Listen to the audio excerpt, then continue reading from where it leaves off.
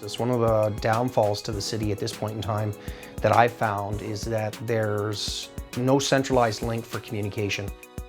We want to make sure that they actually stay housed. And that's where wraparound services in our community come in, to be able to keep connected with them so they don't end up homeless again. Mostly what we're prepared for is engaging the clients, and what they don't prepare you for, what they can't really prepare you for, is the roadblocks that the professionals experience out in the field. As a faculty at Georgian College, we're preparing our students for working in the human services field, but I think they don't understand the roadblocks that their clients may face. And I think the kiosk would be a fantastic idea as new professionals to better understand themselves, because we don't actually understand until we walk in someone else's shoes. So part of my role as the mental health coordinator is to engage other resources in the community, such as the Lighthouse. So community mobilization and engagement is part of the OPP strategic plan.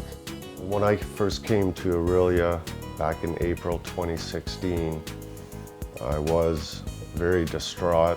My head was not on my shoulders, and I got dropped off at the bus terminal and had to walk up to the shelter. I did find it, had to ask a few people, but there was no one phone number or anything to help me.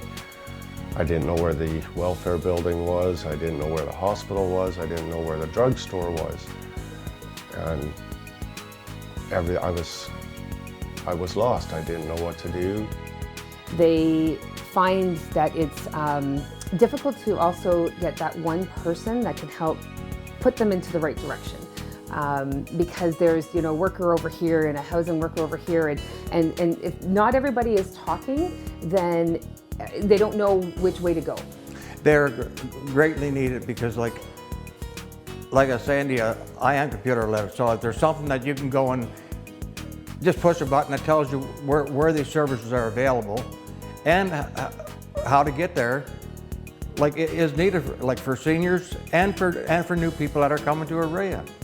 Most of our individuals that we're seeing on the streets are trying to go from one organization, and there's a lot of duplication of services. That duplication of services ends up being an individual having to tell their story one too many times. This creates the gap in the system. Nice to see you. Nice to see you too. Which individuals come in contact with us as a result of mental health, addictions, housing issues, and poverty as well. And so I believe that this project provides an access point for individuals so they can proactively find the appropriate services that they need instead of police having a reactive response when they're in crisis. No, you don't have to buy it, I'll just give you one. Thanks. We're all in the same boat, right? It's been tough on me. I got a lot of pride and thinking I can do everything on my own, and you get to a certain point in your life and you need to ask for help to get you beyond the I'm kind of treading water, sitting on the fence, sort of which direction should I take? They can see the roadblocks that an individual may face. So if they're dealing with mental health issues, what are the other concerns that the individual may be dealing with? Are they dealing with housing issues? Are they dealing with food security? So we're able to look beyond one area that we may be teaching them now, but to look at the other areas that these individuals may be facing and how they can better access those services. The STEM Interface project addresses 5 core social issues in the Orillia area, including housing, homelessness, food security, mental health issues, and prevention rather than reaction.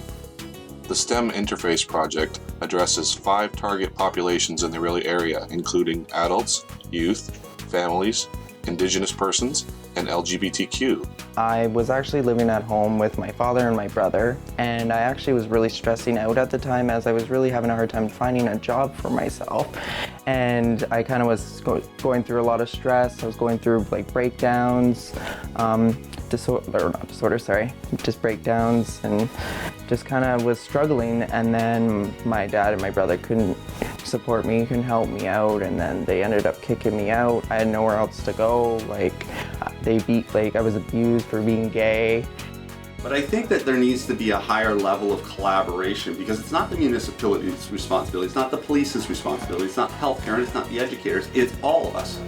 But you have to put the individual first and then surround them with the particular resources they need to be most successful. Help out a lot because If you could go up and be able to push the button, so okay, to find more information on what to help with your basic needs in that. I believe it means like encouragement, kind of a stepping stone to kind of like starting over. Orillia is like a giant family. It is a great place, and I love Orillia.